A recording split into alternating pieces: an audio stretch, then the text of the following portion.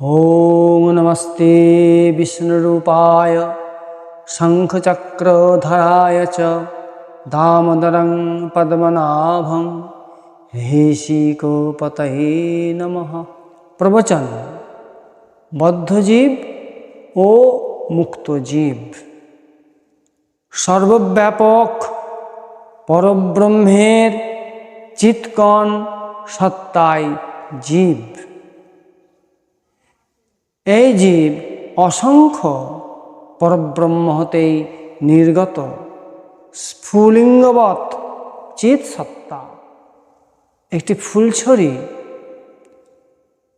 জ্বাললে তার থেকে যেমন আগুনের স্ফুলিঙ্গ বেরোয়, অর্থাৎ আগুনের কণা বেরোয়, এই জীবও ঠিক সেই রকম। সেই পূর্ণ ব্রহ্ম পুরুষোত্তমের হতে নির্গত হয়েছে স্ফুলিঙ্গবৎ চিৎ সত্তা, অর্থাৎ চেতন সত্তা এই জীব।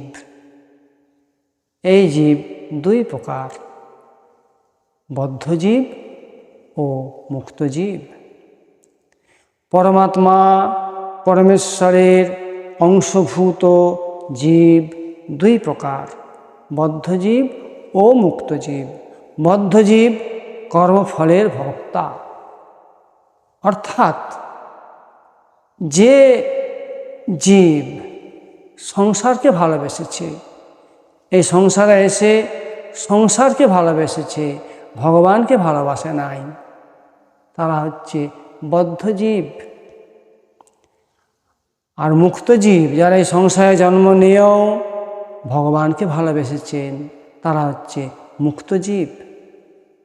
বদ্ধজীব কর্মফলের ভোক্তা, কর্মফল ভোগ করার জন্যে তারা আবার বার জন্ম নেয়, মৃত্যু হয়। আর মুক্তজীব যারা, তারা শ্রী ভগবানের লীলানন্দের ভোক্তা। ভগবানের এই সংসারে ফিরে আসেন, তারা ভগবানের যে লীলা, ভগবানের লীলা দর্শন করার জন্যে, ভগবানের লীলাকে প্রচার করার জন্যে তারা জন্মগ্রহণ করেন, তারা হচ্ছে লীলানন্দের ভক্তা। বদ্ধজীব গুণময় দেহে আবদ্ধ, মুক্তজীব দেহ যুক্ত হয়েও দেহ মুক্ত অবস্থা প্রাপ্ত হয়।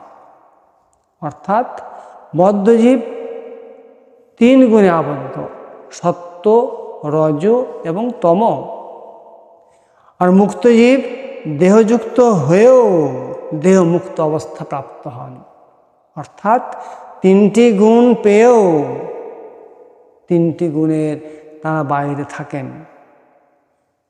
বদ্ধজীব জাগতিক সুখ দুঃখের ভোক্তা, সর্বদাই শোকে দুঃখে মুহ্যমান।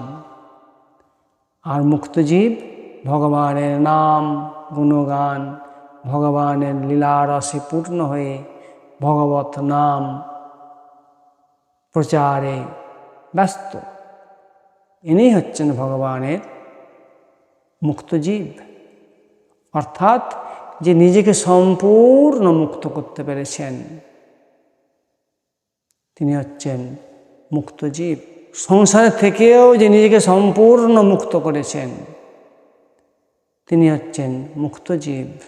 সমস্ত জীবই অসংখ্য প্রকার, অসংখ্য শরীর বিশিষ্ট হয়ে বর্তমান। পরমাত্মাই ভিন্ন ভিন্ন জীব রূপ, তিনি অসংখ্য জীব হয়ে নিজেরই রসকে নিজের নানাভাবে ও রসে ভোগ করছেন ও ভোগ করাচ্ছেন। এই পৃথিবীতে মানবী সর্বশ্রেষ্ঠ জীব। এই মানবী উৎকৃষ্ট অপকৃষ্ট কর্মের কর্তা হয়ে জন্ম জন্মান্তর নানা দেহে তার ফল ভোগ করে। কখনো ব্রাহ্মণ, কখনো চণ্ডাল, কখনো ম্লেচ্ছ, কখনো দেবতা, কখনো কৃমিকীট, কখনো পশুপক্ষী, বৃক্ষলতা, পর্বত ইত্যাদি হয়ে বার জন্ম এবং মৃত্যুর চক্রে পড়ে যাতায়াত করে। যুগ যুগান্তরের মানব কোটি কোটি বৎসর ধরে কোটি কোটি প্রাণী দেহে জন্ম হতে জন্মান্তরে নানা প্রকার কর্মফল ভোগ করছে। ঈশ্বর যেমন সচ্চিদানন্দ স্বরূপ, তার অংশভূত জীবও তেমনি সচ্চিদানন্দ স্বরূপ। পরমাত্মা পরমেশ্বর যেমন বিভু অর্থাৎ বিরাট, পরিণাম তাঁর সত্তা জ্ঞান আনন্দ তেমনি বিরাট। কিন্তু জীবে সমস্তই অণু অর্থাৎ পরিমাণ মতো, অর্থাৎ ক্ষুদ্রাংশ অর্থাৎ ছোট। জীব স্বীয় সত্তায় সর্বদাই অপূর্ণ হওয়ায় চিরবুভুক্ষু অর্থাৎ অতৃপ্ত, সর্বদাই সুখের কাঙাল। সমস্ত বন্ধন ও দুঃখ হতে মুক্ত হওয়ার পক্ষে মানব শরীর উপযুক্ত। এই মানবই পারে সৎকর্ম দ্বারা নিজেদেরকে উন্নত করতে, তপস্যার দ্বারা নিজেকে মুক্ত করতে, এমনকি ঈশ্বরকে লাভ করে নিজেকে চিরকালের মতো মুক্ত করতে এই মানব শরীর উৎকৃষ্ট। সামান্য বিশেষ ভেদে বিশ্বাস দুই প্রকার। ঈশ্বর বলে একটা কিছু শক্তি আছে, এইভাবে ঈশ্বর মানাই সামান্যতম বিশ্বাস। এই বিশ্বাস প্রায় সকল মানবেরই আছে।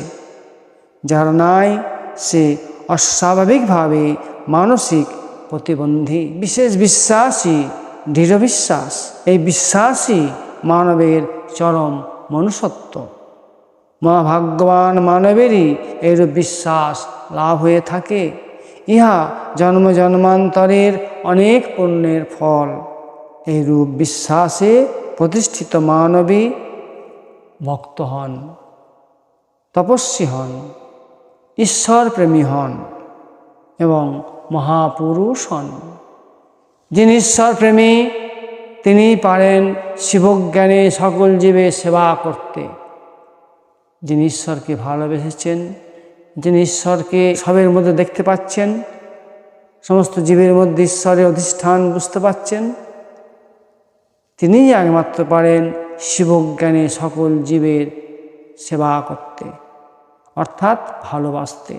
অর্থী সেবা করবে অর্থ দিয়ে, কর্মী সেবা করবে কর্ম দিয়ে বা শ্রম দিয়ে, জ্ঞানী সেবা করবে জ্ঞান দিয়ে। সমস্তেরই মূল হলো প্রেম অর্থাৎ ভালোবাসা। সন্তান পিতামাতার সেবা করবে, এটা যেমন স্বাভাবিক, মানব মানবের সেবা করবে।